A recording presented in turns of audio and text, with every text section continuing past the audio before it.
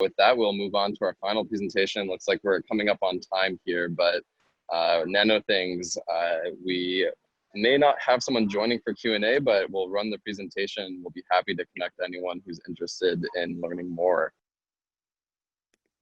Hi everybody, my name is Tim Williams. I'm the co-founder and CEO of NanoThings. NanoThings is a connected product-level cold chain traceability solution.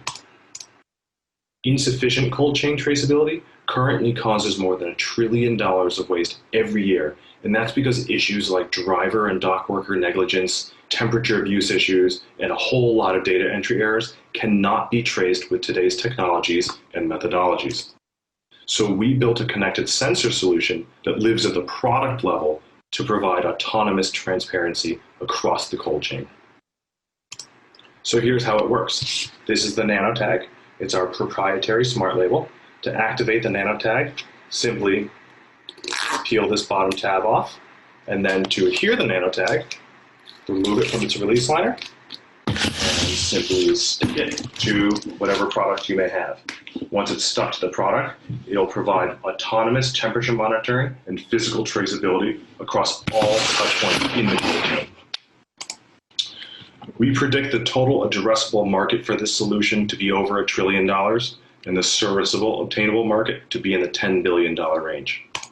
Despite the fact that we do have a sensor element to our solution, we have a SaaS-based business model. So we're charging our customers based on volume of shipments or assets being tracked on a monthly basis. We're going after the entire cold chain from manufacturers all the way down to retailer stores, and our sales strategy is to focus on the retailers first. The reason being the retailers have a lot of power and they can actually control what the manufacturers have to use for quality control monitoring. We have both SaaS and hardware competition. The key takeaway here is that you cannot solve this problem unless you're an IoT solution like NanoThings. So to talk a little bit more about what makes our hardware so unique, the NanoTag is actually printed. So we're printing the electronics inside this tag, which is what is enabling the label-like form factor, but it also drastically reduces the cost, which allows and enables for product-level granularity. Embedded within the NanoTag is a digital temperature sensor, an accelerometer for impact and fall detection, and a whole lot of intelligence so that we can even monitor things like changes in custody and arrival and departure time in every single location in the cold chain. The NanoTag is completely wireless and can communicate up to 10 miles to the nearest gateway. Our software platform does 3 primary things. First is end-to-end cold chain analytics at the stakeholder level.